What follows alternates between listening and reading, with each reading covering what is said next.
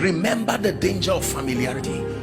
There are young people here now. You are doing well and you leave your parents. You see some of these are old folks still doing what they were doing while they were young.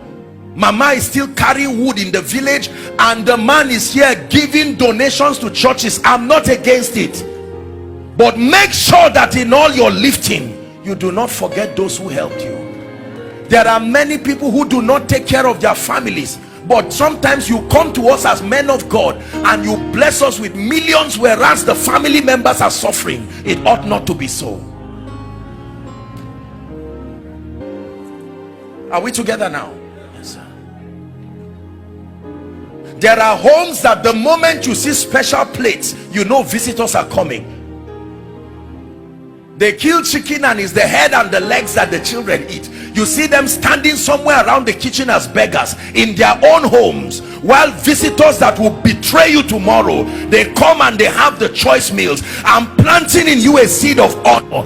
Beware of neglecting what is close to you. The greatest gifts in your lives are the ones around you. Your father, your mother, anything you cannot pay for is God's gift to you.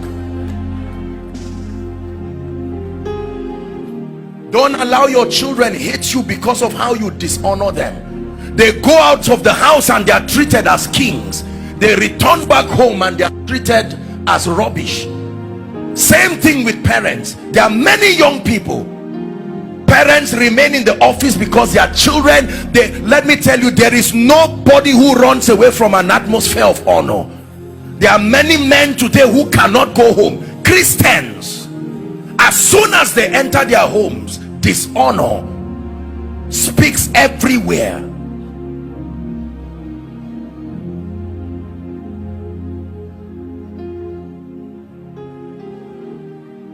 There are churches that dishonor their pastors, dishonor their men of God. I do not know any assembly where the man of God will not excel, knowing that his people love him sincerely. Not something you qualified for. Apostle Goodheart, thank you for being my pastor. I love you. That you can truly, he knows how comforting it will be. You can be serving in the church doing things, but your heart is sincerely not there. We're talking of a genuine connection. Let me therefore propose a few things to you as I attempt to round up. Number one, you must make a covenant with yourself and your life and your destiny, that for as long as you are planted in this assembly under God, make it a point of duty that you will stand and you will die with your pastor. Make it a point of duty that you will see to it that as he follows Christ, you are giving him the best of your support and everything. Extend that same mentality to your boss. Extend that same mentality to your children. Can I tell you this? There are many young people today who hate their parents because the parents never believed in them. They went elsewhere. Your father is not the person who gave birth to you. Your father is the person who believed in you enough to invest. Maybe this is a word that God is giving a few parents. Be careful the words you use on your children, the way you tear them down.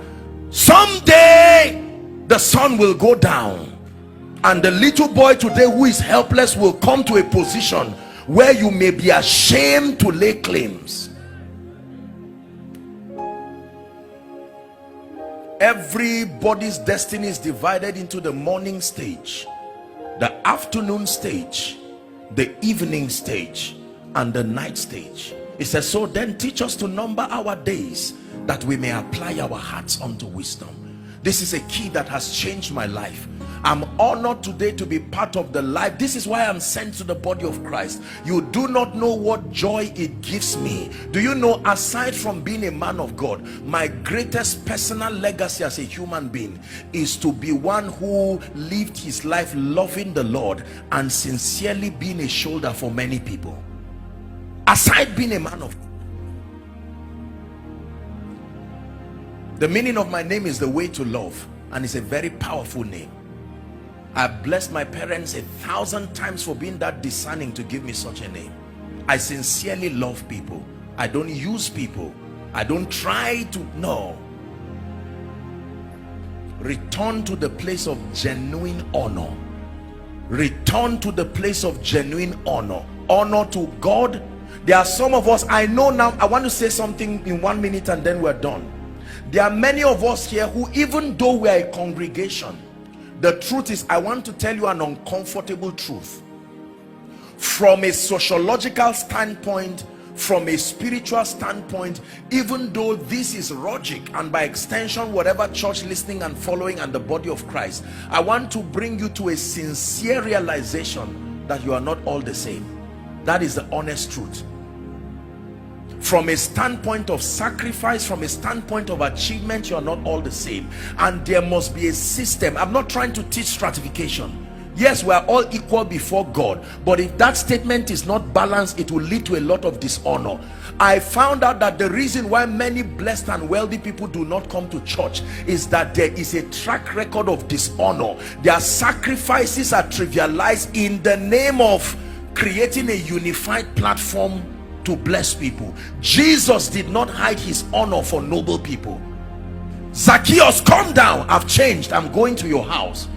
And because of that one sacrifice, many people were forgiven. The centurion, you are a man under authority, I respect you, I don't need to come to your house, I will speak the word.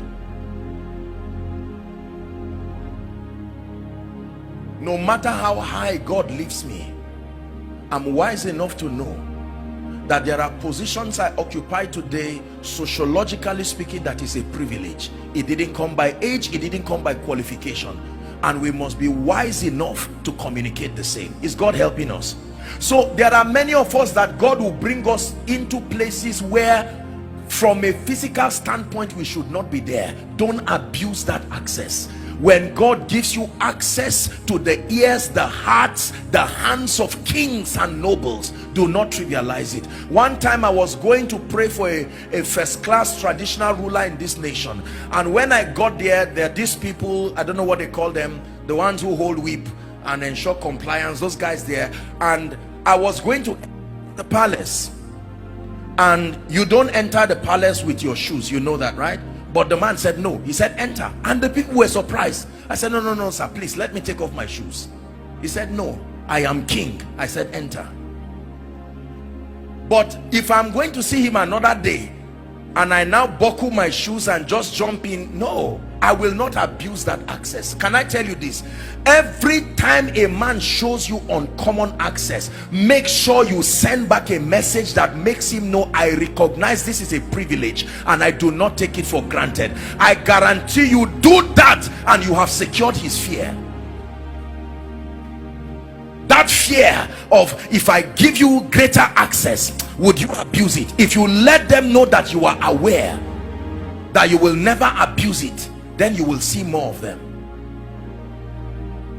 These are the keys of the kingdom that we do business with.